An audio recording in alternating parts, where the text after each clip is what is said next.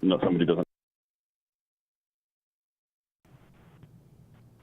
Welcome back into the Friday Night 360 AZ preview show. We are now joined by KATO-AM play-by-play voice and sports director Lee Patterson. Lee, thank you for taking the time. We know you're very busy. You've got your show coming up at 12:30 today.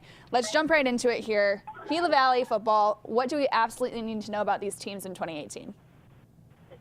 Well, I think there's some good football here this year. I mean, that's traditional. I mean, most of you guys have heard about Thatcher in around the state of Arizona in the Valley. They are as good this year as they have been the last 2 years, in my opinion. They've got 17 seniors this year. Wow. And anytime you have 17 seniors and you're back-to-back state champions, so they won it when they're sophomores, they won it when they're juniors, now they're seniors. And if they can avoid, getting too proud of themselves, I think that they're got to be the favorite to win it again this year. They run the football. I mean, that's what they do. Last year in the state championship game, they won a state championship game without completing a pass, which I tried to research and couldn't find any real solid numbers on if that's ever happened before. But, I mean, they're going to run the football. They got all four of the running backs back from last year's team, and they're as advertised. Anytime you hear a preview about those guys, they're that good.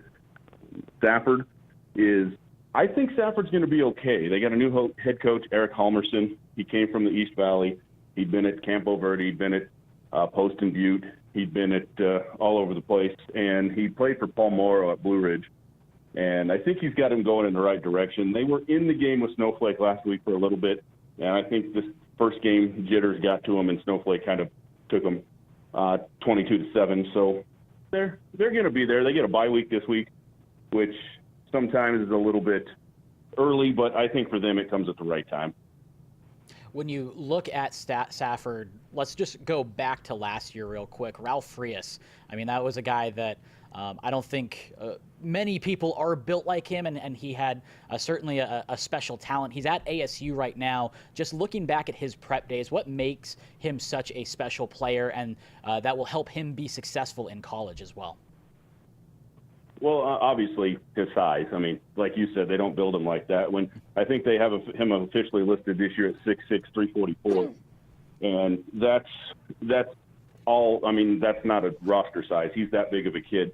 An interesting fact: I believe you guys saw the video maybe last year when I told the guys about it. He ran the anchor leg in 8th grade for the 4x100 relay team, and so he's not just a big guy. He's got good feet. The thing that he's going to have to work on is the speed of the game, because at the 3A level, especially in the 3A Central and the 3A South, there's just not a ton of speed rush guys that he had to block. So if he can get up to the speed of the game, he's going to be fine. And he listens. He's a great kid. So, I mean, he's going to be coachable. He's going to listen. I talked to him after the last scrimmage where he got some reps with the number 2s because of an injury.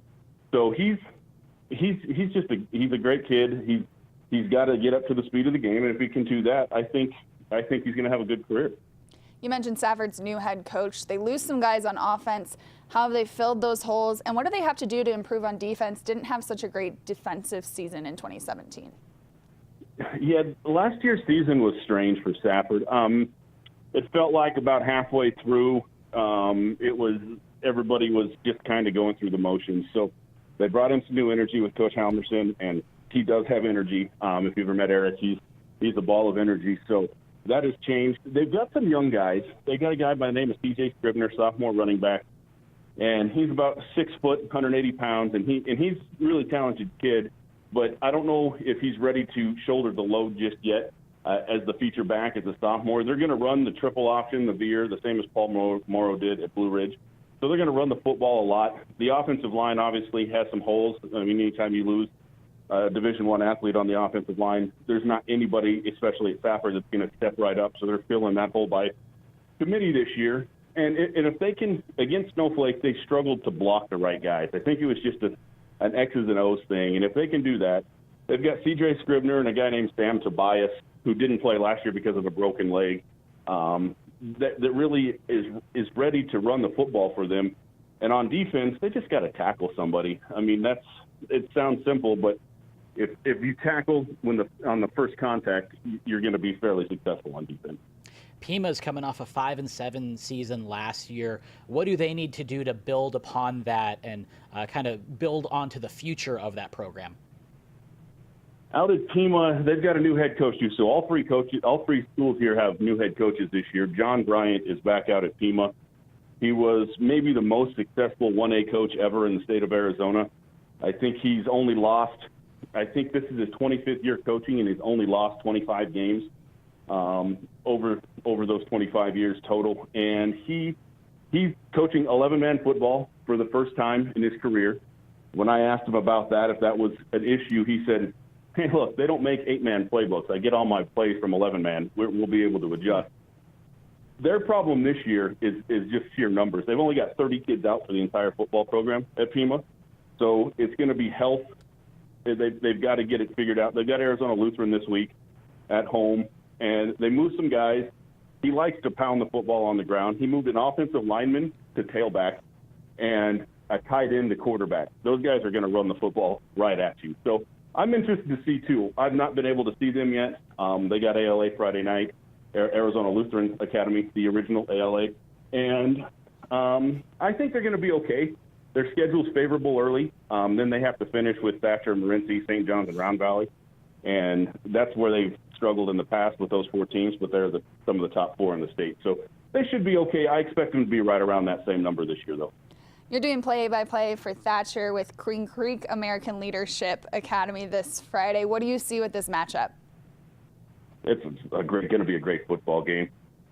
These two teams, I remember when Queen Creek, or when American Leadership Academy became eligible in the AIA, and they came out initially and played Thatcher at EAC.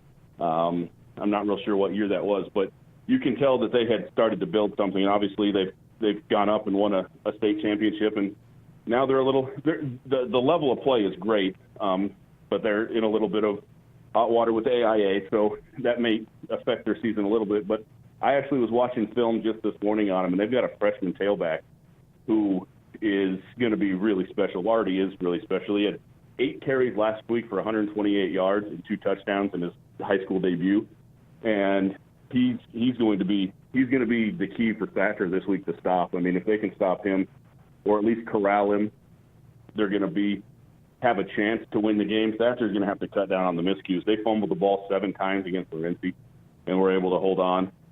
So they're really going to have to fumble the football. And Max Hall's the offensive coordinator at ALA, so he's going to put a scheme together to try to confuse Thatcher. But one thing you can't prepare for with Thatcher is they tackle the ball carrier. They will hit you every time. And by the fourth quarter, sometimes that gets into the heads of high school athletes. So it'll be interesting. I think it's going to be a really good game, going to be a really close game. And for those that didn't know, the game's not going to be at ALA Queen Creek. They moved it to ALA Ironwood because the field is not ready at ALA Queen Creek. Well, we appreciate all of your insight with Gila Valley High School football. Thanks so much for joining us, Lee. Hey, thanks for having me, guys. That was Lee Patterson, KATO-AM, play-by-play voice and sports director. Next up, we're going to have Sandra Day O'Connor head coach Steve Casey. Keep it right here on the Sports 360 AZ Friday Night 360 AZ Preview Show.